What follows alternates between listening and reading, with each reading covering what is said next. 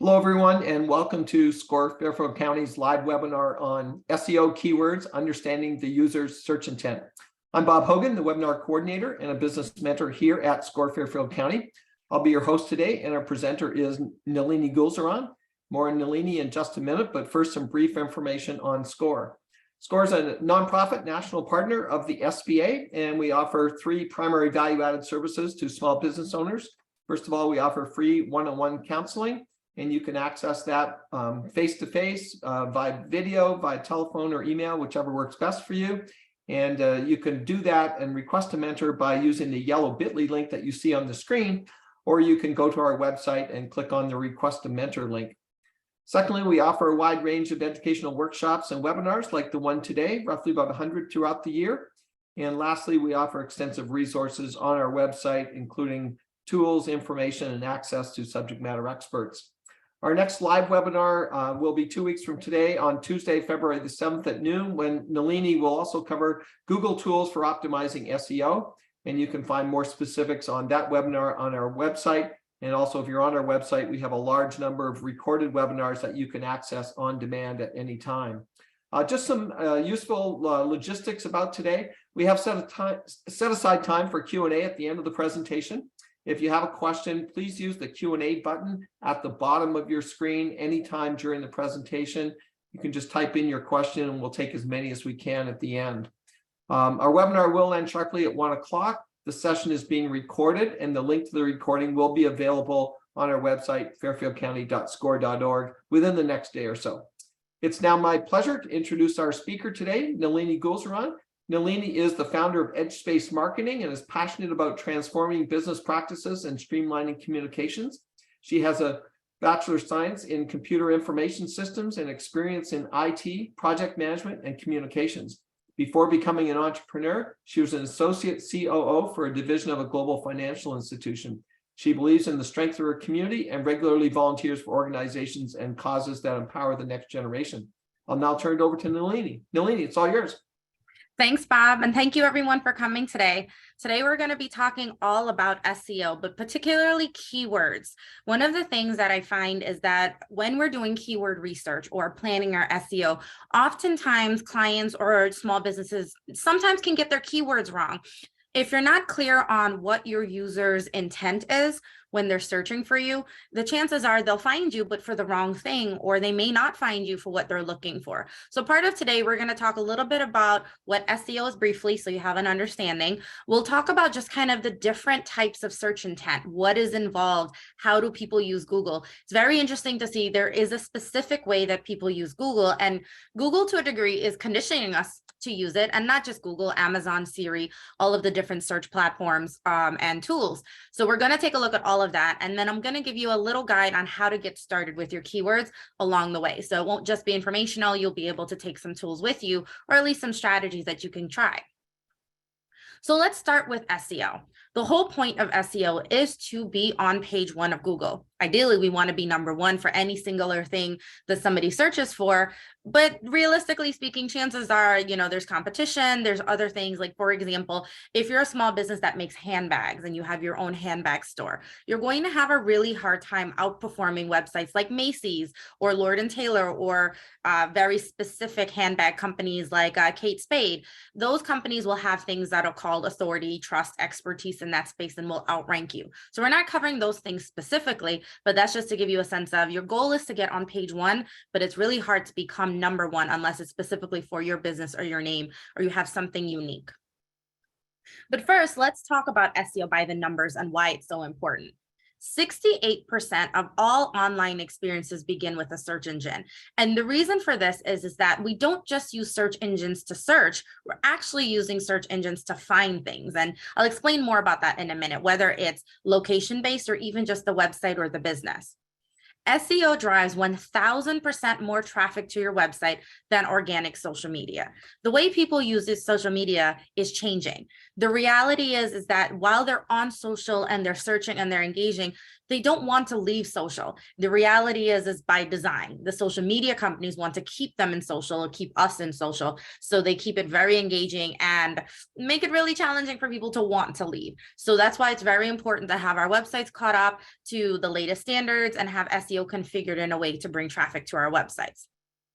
75% of people never scroll past the first page of a search engine. Some of you may have seen Google's changed that methodology to a degree. It is no longer page 1, 2, 3. They've taken out what's called the paginations, and they have it as just one very long scroll. So technically, if you know what you're looking for, you can see where page 1 should end.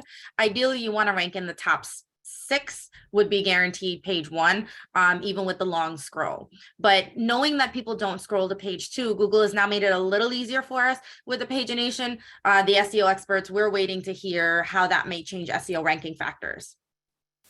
86% of people ignore paid ads and go right to the organic search results. So if you're paying for Google ads, there's 2 things I always say.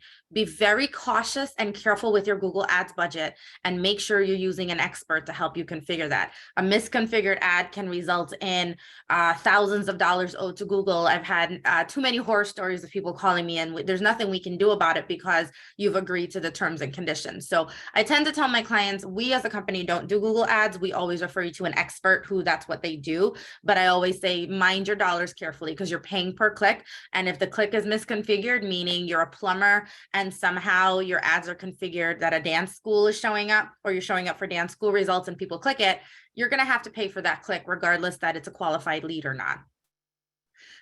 0.63, this is less than 1% of Google searchers click on a result from the second page. So you've got 75% of people don't even scroll past page 1, and then you've got less than 1% will actually even click a result from page 2. This is why it's so important to be on page 1.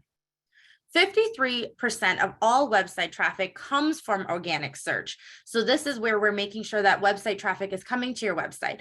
What this means is that you may show up in the search results, but people may not actually click on the link to go to your website. They might be looking up something else. They might get what they need right from the search itself. There's a number of reasons why sometimes people don't actually click through to your website. 69% of search queries contain 4 words or more. So when people are asking you, what are your keywords, or you're looking to configure your keywords, it's more than just a single word. It's actually phrases. Sometimes, for example, marketing could be a keyword. Digital marketing is 2 keywords. Digital marketing for small businesses is a much more qualified keyword. It's not to say that I'm not going to use those other smaller phrases or singular words in other places, but digital marketing for small businesses is probably the keyword I would use front and center. When we get into describing modifiers and all of that, we'll see why. 8% of search queries are phrased as questions. So that's people asking Siri, Google, Amazon, how does this work? How do I get here? Why, what, who? Remember those 5 questions from school? That's becoming very, very important. What you want to do is not necessarily configure your SEO for the question, but configure your SEO for the answer, because people aren't looking for their question. They're looking for the answer to their question. Remember the keyword intent. 61% of desktop searches and 34% of mobile searches results in no clicks. So this is what I was referring to earlier. When we're looking at websites, when we're searching for web results, and we're skimming what's called the meta description or the titles. So people have a question, they're looking for their answer. And very often they're looking for their answer to show them right in Google without ever having to go to your website. Now, of course, as a business owner, that's not what you want, but it's what's happening. So there is satisfying the Google search engine, and of course, satisfying your need. So that's why we have to be aware how much traffic will actually come to your website. And then lastly, 92% of global traffic comes from Google search, Google Images, Google Maps. Your Google My Business listing is now on Google Maps. They've kind of combined the two. So that's why it's all included here. This is important. This means that Google is still the #1 search engine. We're not talking about Bing. We're not talking about Baidu or some of those other search engines that you may be using. There's nothing wrong with using them, but most global users are now using Google. So how does SEO work? The ultimate goal for SEO is to increase the quantity and quality of traffic to your website through organic search results, so not paid ads.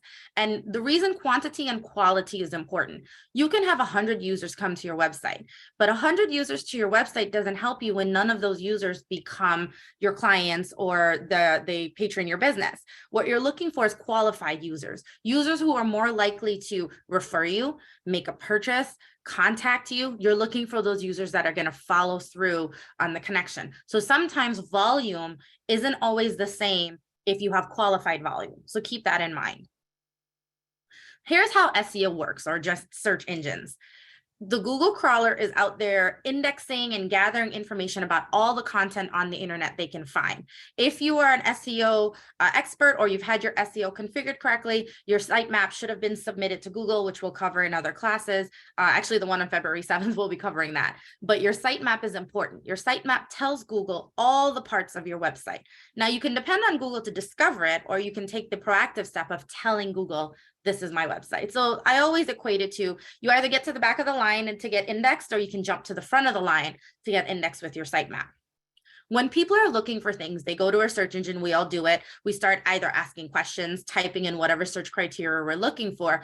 And Google's job is to return results that will get clicks. That's Google's ultimate goal, and we're trying to work within that same methodology. So the indexed information is fed through their algorithm trying to match the query, and then it spits out results that match your search query.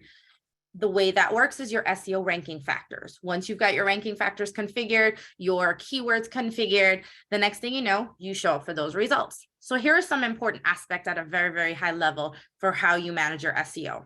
First thing you do is identify your keywords with the search intent in mind, which we're talking about today. You configure your on-site and your off-site SEO. This is where the ranking factors come in, understanding the architecture and different technicalities that go into it. You configure your Google Analytics so that Google knows what traffic is happening on your website. You know what traffic is happening on your website. You submit your sitemap through your Google Search Console. So this is telling Google, this is the entirety of my website. Every time you update your website, your sitemap is supposed to get updated. That triggers Google to re-index your website. Every time Google re-indexes your website is an opportunity for your website to move up in the rankings. And then lastly, you want to make sure you set up your Google My Business. In the past, only physical businesses could have a Google My Business listing. Now Google's changed that, especially with the pandemic, but slightly before that, where they've allowed businesses with virtual addresses or a virtual presence to appear in your Google My Business listing. I have a virtual business, so I can now have a Google My Business listing, but up to 3 or 4 years ago, it wasn't allowed. So let's start thinking like our audience. What is the search intent that I keep talking about? So let's start with what search intent is. Ultimately, search intent is about satisfying the query that someone submitted. It is the why behind a search query. When someone's typing something in, when you are typing something into Google, you are looking for a specific type of result. And part of what makes SEO successful is thinking like your customer. What is it that they are thinking, or what is it that they want when they're looking for you? For example, people might be looking for SEO for small businesses, or they might be looking for SEO for nonprofits. Those are keyword phrases that if they type that into Google, I want to show up for. Maybe they're typing in SEO tips and tricks. If I'm writing a blog, that's probably the title of a blog that I can have so that I can match those search requirements. You want to write content that fits both the terms the audience is searching for, as well as the search intent. So this is where it gets tricky, right? If someone is looking for SEO tips and tricks, that's a specific term. Now, the content of the blog that I would write needs to answer the question. It needs to actually give them the tips and tricks. Oftentimes when I see SEO failing, sometimes we match the keywords, but not the intent. So there's a lot of fluff and not a lot of specific information, or we have all the specific information, but we've not matched their keywords. So you want to make sure that you're attacking both of those things. Those are very important. Google is taking into account that you've done both of these things, not just one or the other. Google always says user satisfaction matters.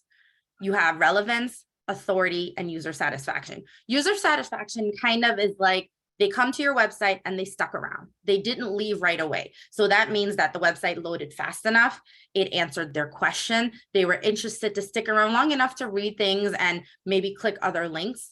While your ranking factors matter, if your page doesn't satisfy the search intent, it's not going to rank. So this is what I was talking about, where if I have a blog that says that I'm giving SEO tips and tricks, and then the content of it doesn't actually give them any tips or trick, it's clickbait. How often do you see that show up in your social media feed where a title looks compelling, an article looks compelling, and you click on it and it's filled with ads and you never actually found what is it you clicked on it for, the reason that it showed up in your page. So if they find the information they're looking for in your site, they're less likely to return to Google and then click a different result. This is how Google's quantifying whether or not your content is trustworthy. If you're an expert in the space, if you've taken my SEO basics class, you're familiar with trust and authority as one of your ranking factors. This is how Google figures out whether or not you can be trustworthy in this space or have authority. Someone goes to Google, they type in a search criteria, your website shows up number 1 on the list, they click it, they go to your website, and maybe less than 5 seconds later, this is just a made up number, but some few seconds later, they don't stay on the website, they leave. Remember, Google's tracking all of our clicks and all of our activity. So if I go to a website, spend more than 5 seconds, scroll down, click on something else, Google's looking at that and saying, this person's interested and they're sticking around. If after 5 seconds, 10 seconds, they say, you know what, they leave, they return to their search results, click another link, Google's now taking that information and saying, maybe these guys are not the authority in this space. If they now take the second search that they found, the second option, the search result, and then click on it and do all the conversion activities, Google will take that second result and outrank you because the second result satisfied the user's search intent. Your website content and design both factor into this. So now that someone's landed on your page, it loads fast enough, the content matches. Google is also taking into account that your website is well designed. It's mobily responsive, it's modern. And your bounce rate is what I was referring to earlier, where someone came to your website, didn't do anything and left almost immediately within a few seconds. Google counts that as a bounce. Think of a bouncing ball. A ball hits the surface and it leaves. That's what they're thinking about when they're calling it a bounce rate. They hit your website and they left. They didn't stick around long enough. They didn't look at too many things. Then in terms of the timing of that fluctuates, and different experts will give you a different number. I usually tell users you have between 5 and 8 seconds. If they left your website between 5 and 8 seconds, whether or not Google counts it as a bounce, it's not necessarily a good thing for your ranking overall. So let's talk about the different type of search intent. We have informational intent. This is where somebody is searching for information on a topic. They're asking Google SEO tips and tricks. The example here is gardening best practices. It might be a DIYer looking for a solution to how to DIY something. You have navigational intent. This is an interesting one. Remember I said earlier that over 50% of searches start with Google, or website activity starts with Google. For example, if I want to go to edgespacemarketing.com, I could type it in, or I could go to Google and just type the business name in and assume it's going to show up first, because that's easier to type with the spaces than the business name with acronyms or whatever. So often users will actually go to Google to navigate to a website. Things like Instagram, Facebook, if it's not bookmarked or saved in their search history, they're more likely to go to Google, type it in, and then find it and click it. You have transactional intent. Transactional intent means they're looking to buy something, or they're looking to compare details on something to buy. Now, this can cross over with informational intent a little bit, but the idea is that they're looking to transact. They're looking to buy something or you contract a service. You also have commercial investigation. So this is where they're looking for things near me. The near me has become a very, very big deal. In the last 3 years, particularly, it started a little bit before, but it's continued to grow. It's very convenient. Instead of me typing, gardening centers near Stanford, I can type gardening centers near me, and Google is taking my geolocation, where I'm specifically living, standing, wherever I'm holding the phone or search device, and looking in the vicinity around me. This is why when you're moving around the country or the world, you can search for things near you. Now, how do businesses account for that? One thing I will caution everyone, do not put the phrase near me on your website. The keywords you want to put on your website are the towns you service, the areas you operate in. If you're hyper local, then you name that. So a lot of my clients are based in Fairfield County. Their radius is the entirety of Fairfield County. We'll actually say that somewhere. Based in Fairfield County, we service, and then we name maybe the big towns, so that someone in Darien or Stanford or Norwalk or New Haven or Hartford, when they're looking for any particular business, there's an opportunity for us to show up there. So how do you identify the keyword intent and figure out what the search query is? One of the things to consider is your keyword modifier. Your keyword modifiers are typically tell you what is it that someone's searching for. And I'll actually give you an example in a little bit of the different types of keyword modifiers so that doesn't seem so confusing. You want to use natural language when developing your keyword phrases. Natural language means the way you speak. Now, this gets a little tricky because you have slang in there, you have colloquialisms, and those might matter. For example, and I use this often, one of the biggest keywords that show up for my business is SEO optimization, which grammatically is incorrect because search engine optimization doesn't make any sense. So how do I, as an expert in the field, knowing that's incorrect, still target it, right? So there are places where I put SEO optimization, which are off page. They don't show up front and center, grammatically incorrect for my audience to see, but it is showing up in places where Google can index those keywords without actually being front and center. And when you take the SEO basics class, it's covered there, like where you would put that. Here are some examples of keyword modifiers that fit into the different verticals. On the informational side, you have how, what, who, when, where, why, guides, tips, tutorials, ideas, examples. This is not an exhaustive list. This is just meant to give you an idea of how to figure out that keyword intent. So when you're doing your research and you're looking up your keywords, whether you're validating them in Google Trends, you can start by putting some of these modifiers with your keywords. An example of this is if I go into Google Trends to validate digital marketing, I could say guide to digital marketing guide, digital marketing tips, how to do digital marketing, where is digital marketing started? You know, there's different ways to kind of play with that. What you're doing with that in Google Trends is seeing if there's any search data returning. When you get search data, then you know people are actually using that exact phrasing. The thing with Google Trends is you do have to be exact. So it's a little bit of a guessing game, but at least it helps your guesses be validated so you're not completely guessing in the dark. When you're looking for navigational includes your brand name, your business name, the name of your product, the name of your services. Those are all keywords in and themselves. I always tell people when you're designing your website, you want to be very careful that the navigation of your website is clear. Home, about us, services, contact us, FAQ, blog, programs. These are all very clear indicators to users what that content is going to be.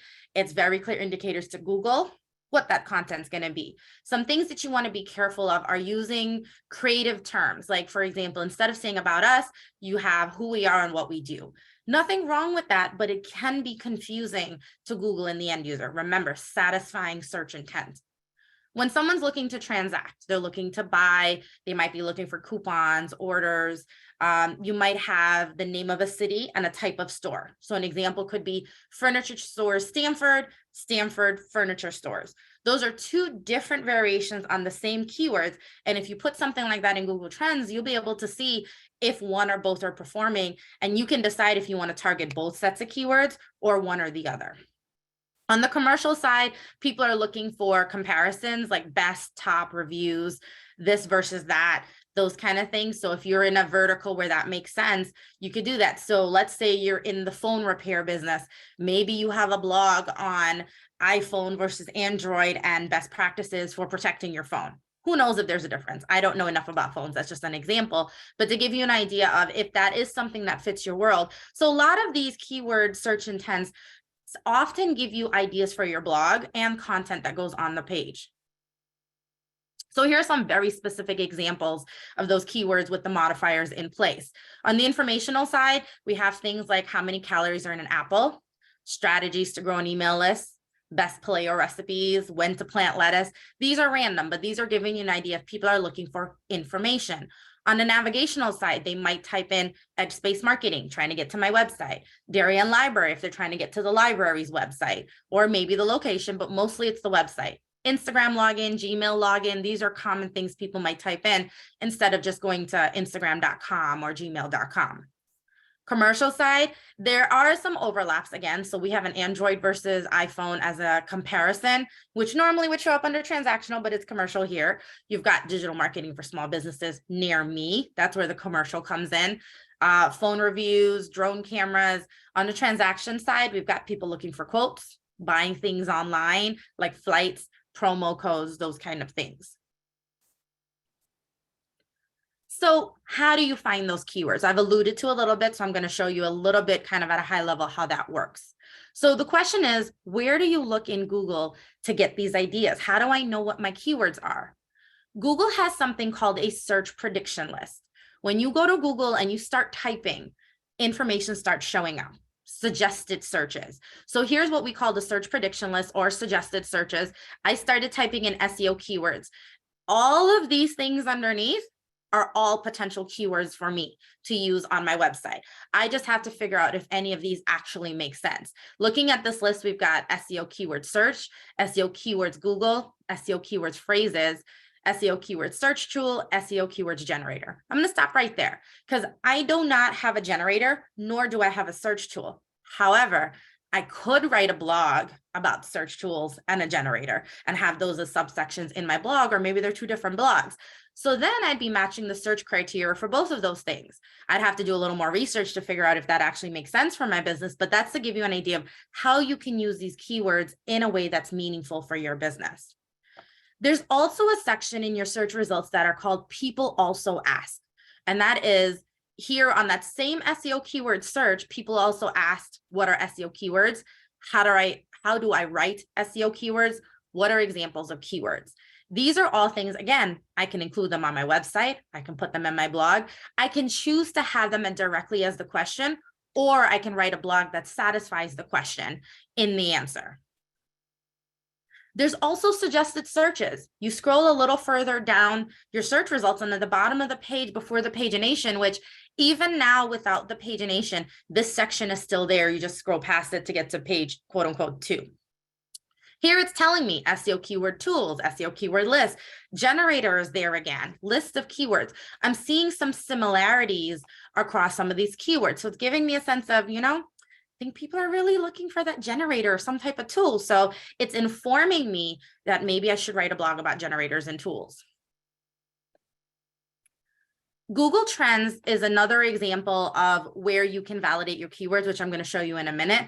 There's also Google Keywords Planner. Google's Keywords Planner is a little trickier to use because you need a Google Ads account, which is free, but you just got to be very careful with the navigation. Even I don't play around in Google Keyword Planner because I don't trust myself to not click the wrong button and then accidentally owe Google a lot of money. So just keep an eye on that. If you are going to use it, there's nothing wrong with it. It just can be a little tricky to navigate. So here's why we want to use Google Trends. First, you get there by going to trends.google.com. And what it's telling you is what the popularity of searches are. Now, the screen that you're seeing on the right side is showing you Taylor Swift, Kim Kardashian, World Cup football, and American football. To be very honest with you, this screen on Google hasn't changed in about, 6 years. I don't think I've seen them put anything else different here. When you scroll past this on the screen, you could actually see right away what are the top trending searches for that day, for the year. If you're doing some type of data correlation, this is a great place to do some searches.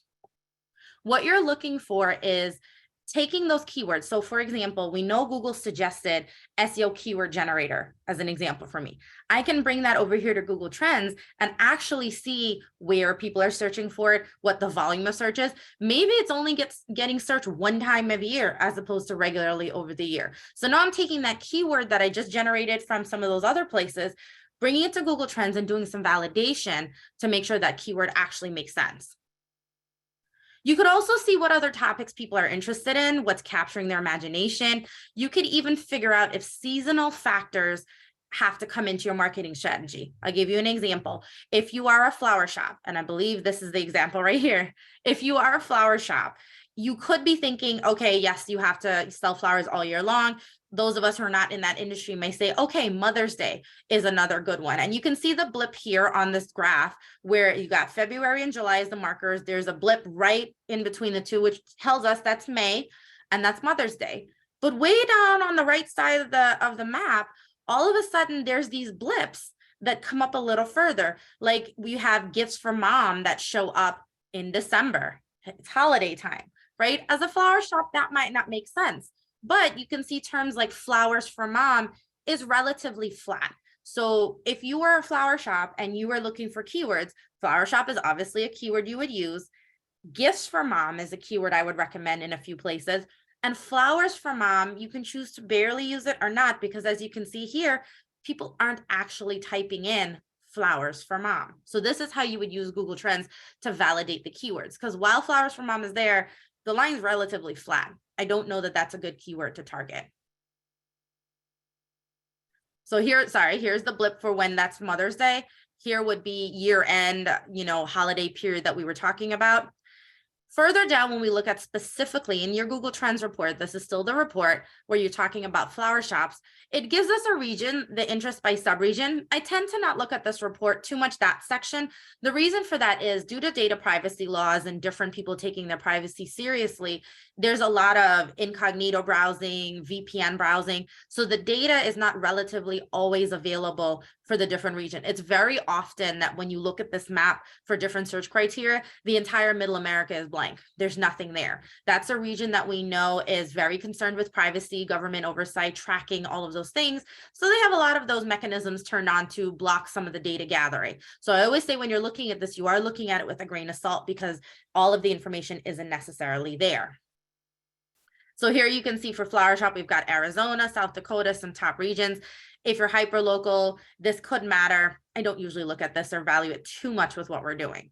Here, what I am looking for is a related topic. You'll notice that the word corsage shows up. So I'm a flower shop and maybe I hadn't thought about corsage. So that's something I should probably include somewhere on my website, particularly because it's also showing up under related queries.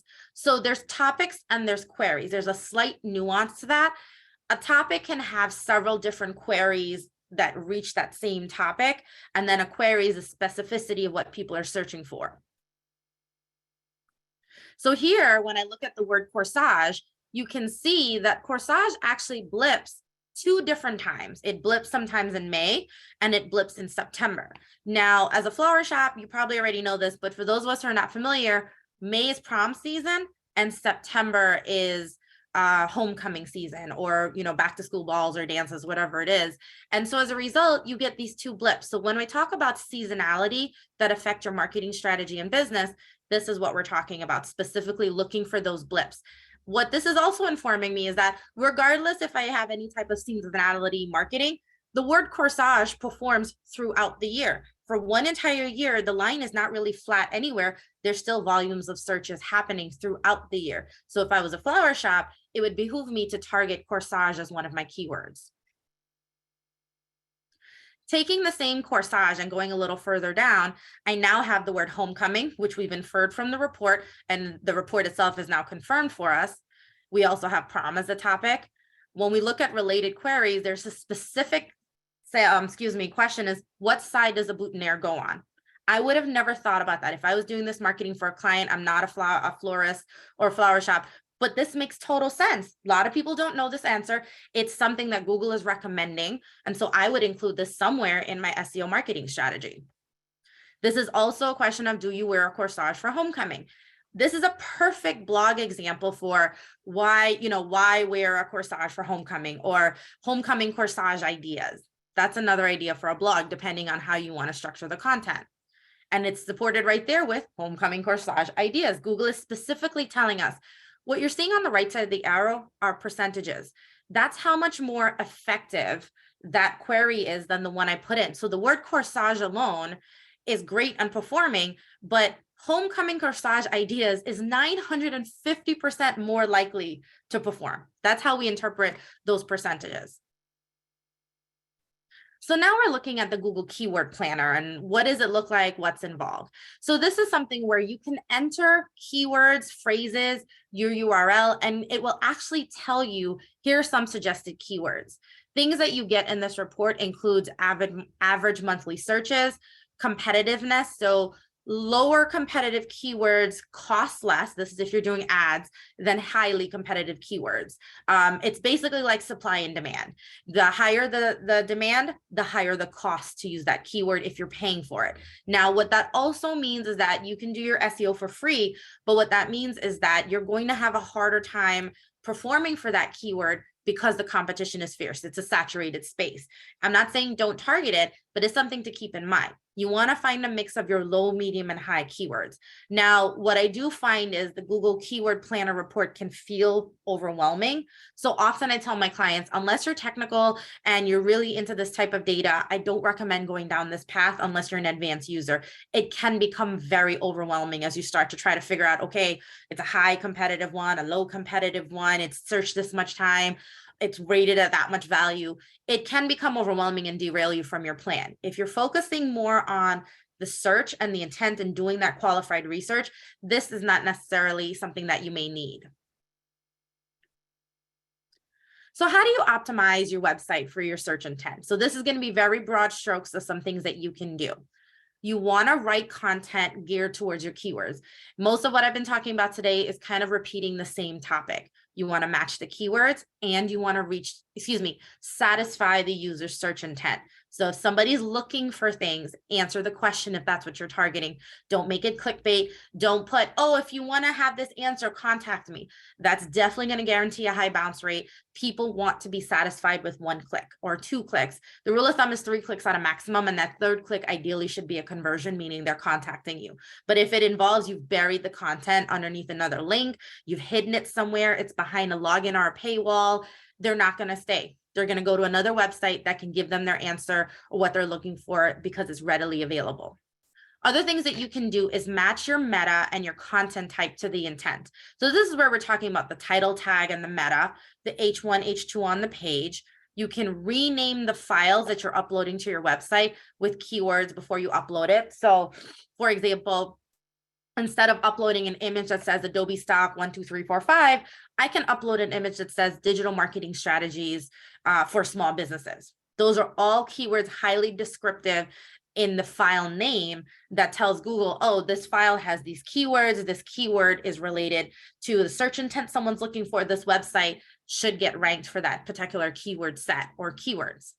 The thing is, all of your search factors are working together. So you can't just do it in one place and not another. You need to kind of figure out how the whole thing is working together. This is why it's important to do the natural language processing, meaning write the way you talk, write what's grammatically correct. Don't get too creative of trying to keyword stuff and stick keywords where they don't organically or naturally belong. Google is pretty savvy about that with the different AIs. I mean, we've seen in the last 6 months alone, AI tools that are just kind of taking over. Take advantage of some of the AI tools that can write content for you, but review the content for accuracy, simplicity, and also making sure you include your keywords where it makes sense. So here are some things to implement your keywords. So again, this is repeating what I just showed you, but I wanted to kind of show you what it looks like. In a Google search, this is the title, the line that shows up that's usually in bold and hyperlinked that someone can go to your website. The meta description is this 1 to 2 sentence blurb underneath. You'll notice that it goes ... at the end. It eventually falls off. Google truncates it after a while, and this space keeps getting smaller and bigger, and it changes. So you tend to want to put all of your important things up front. Don't spend a lot of time in this space trying to put the why in front of the what. Be upfront with what the page is about. Make sure that what you're describing here does match the content they're going to get on that page. So for example, here in the title section, this is going to my home page. It's talking generally about EdgeSpace Marketing. Beneath it is the about section where it says founded by me on this EdgeSpace does other things. If I had put that founded information on the homepage, chances are Google might say, why are they talking about the founding? Shouldn't that be on the about section? Google's making that reference because it's not natural to on your homepage talk about when you were founded. Ideally, you talk about that on your about page. So little things like that do matter. Here you can see when we talk about what the H1 and H2 is. Think about when you're writing a paper for college, high school, whichever level of education you've gone to. Every paper has a title. And every paper has subheadings. Well, not every paper, most of them have subheadings. Your website and each page functions about the same. Every page on your website has one H1, only one. So this is where I have advance your business with EdgeSpace Marketing. Generally, H1s are bigger, they're titles, so they usually tend to stand out. Be careful about not just making the font bigger. You do need to make sure that you're choosing H1 as the style for the font. By default, it might be P for paragraph, which is body font. HTML gives you H1 through 6. So if you only have one H1 on your page, you can have multiple H2, and then you want to use 3, 4, and 5, excuse me, 6 strategically, meaning where it makes sense. So if you've got a subtopic and a subtopic, H3, H4 may make sense under there. But if you're starting a new subtopic, that might go back to H2. So the website can go in a different order where 2 comes before 3 and then it goes back to 2. That is possible. That might be a little confusing. So the only thing I'll tell you to remember is one H1 per page, and watch the H's on all the heading tags, which are the H's on all the other sections. Down further, you can see on my website where I have H2 as digital marketing for small businesses.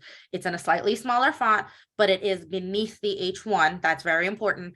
And there's no other H1s on that page itself.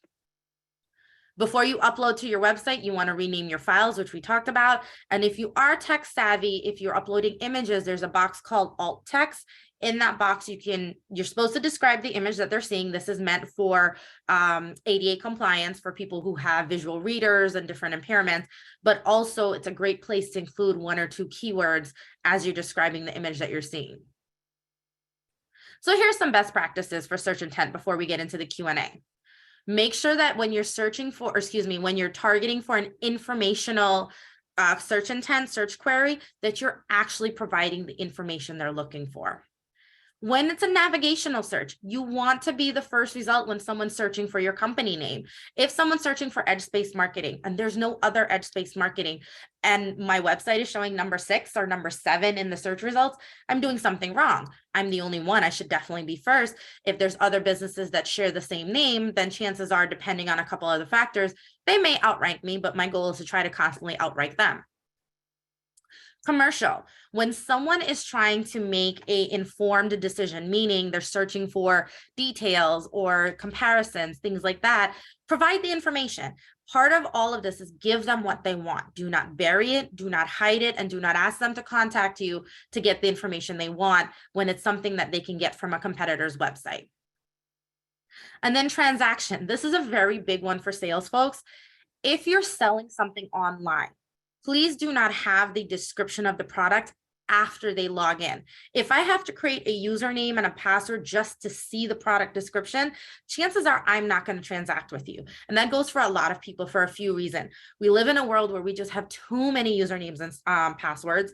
They don't know you yet, especially if you're a new business. And I'm not really generally interested in creating usernames and passwords on sites that I may or may not use. So you want to make sure that you give them the information on the product. And then when they go to check out, that's when they have to create their login. But do not make them create their login before they get those details to purchase. You want to take the time to do that research and build a list of 10 to 25 keywords and phrases. The reason for this is Google can shadow ban you if you overuse keywords. For example, if I have digital marketing, Stanford in that exact order, in that exact same way, 17 times on my website, Google may say that's keyword stuffing and shadow ban me, meaning I don't show up at all for that particular search. So when you have 10 to 25 words and phrases, that gives you more opportunities to pick and choose what you want to name your file, what you want to place where, and then you can start to map it smartly so that it doesn't feel overwhelming. You can decide, okay, this makes sense over here versus this makes sense over there. You want to try different variations of phrases. So an example that I gave earlier was digital marketing Stanford, Stanford digital marketing for small businesses, small business digital marketing. Those are variations, and you go to Google Trends to see if there's any results and how they perform, and one may or may not perform more than the other. The other thing to keep in mind is you may need to do this at least annually. People search, intent search patterns change. They may not be looking for specifically digital marketing anymore. Like 5 years ago, people hardly knew what SEO was. Now, SEO is a common term that most people who have websites are looking into. So now I know SEO is a big deal that I should move front and center on my website, right? So that's a very, very high level of SEO keyword intent. Bob, I know I see a lot of questions coming in the chat or the Q&A. So I'll let you field those for me, please. That's great. Thanks, Nalini. Lots of great information there, and I'm sure people have lots of questions. And what we'll do is we'll take as many as we can up until the top of the hour. But just a reminder, if you do have a question, please use the Q&A button on your screen, and you can just type in the question. As I say, we'll take as many as we can. So we have a few that have come in already, Nalini. The first one, there's one here from Martha that came in near the beginning when you were talking about the sitemap information. And Martha's asking, is sitemap information sent to Google kept within Google, or is it available to public eyes? So your sitemap is actually available to the public eye. Almost any website you go to, if you go to edgespacemarketing.com/sitemap.xml or sitemap_index.xml, almost every website should have one. If they don't have one, that website is probably not ranking for Google. Unfortunately, it does need to be made public so that Google can actually index the file. If you have it privatized, password protected, anything like that, Google unfortunately will not be able to index and read your sitemap. In fact, on a lot of websites, they even put the sitemap right at the bottom of the website in the footer. That's a very common practice. I don't usually do it. I don't recommend it for websites that are less than 20 pages. If you have 20 pages that are spread out in different topics, then you probably can publish your sitemap. It helps your users figure out where content is. But for regular businesses that have probably 10 to 20 pages, you don't necessarily need to publicly publish it. Okay, great. Good advice.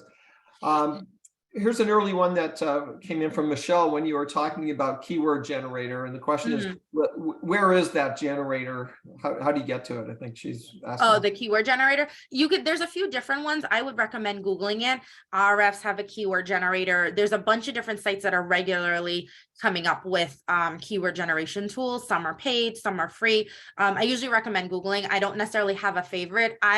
My particular strategy is I go to the Google search predictions, the questions people ask, and then the suggested queries, because to me, those are information Google is putting front and center. So I don't actually have to guess and validate too much of it against the keyword from what I get in the keyword generator.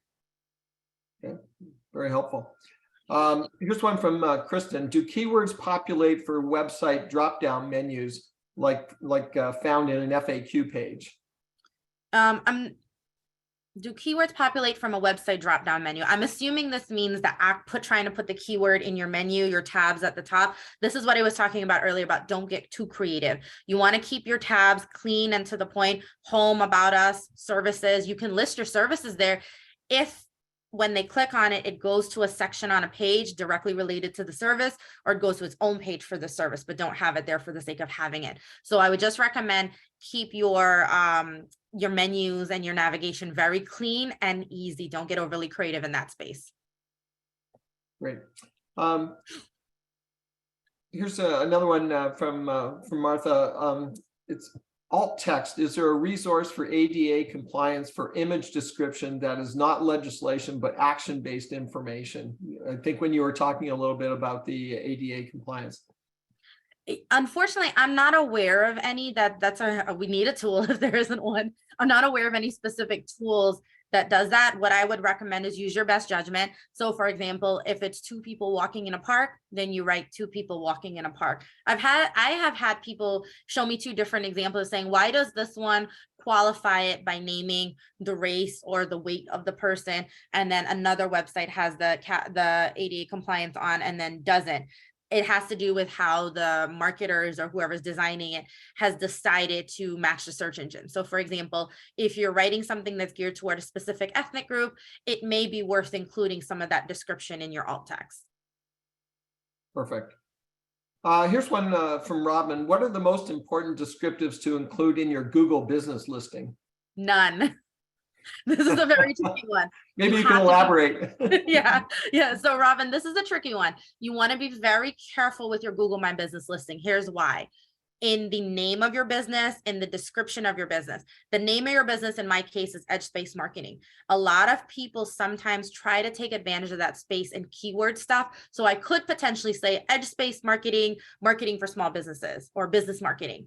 Google knows that the name of my business is EdgeSpace Marketing. It has a library of all the publicly available domains and the publicly listed businesses that are registered, right? So it knows my business is named EdgeSpace Marketing. If I add anything to the end of that name, I am now keyword stuffing and Google can suspend my listing.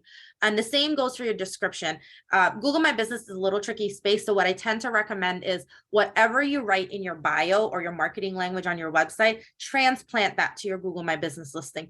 Don't get creative and try to keyword stuff your Google My Business listing.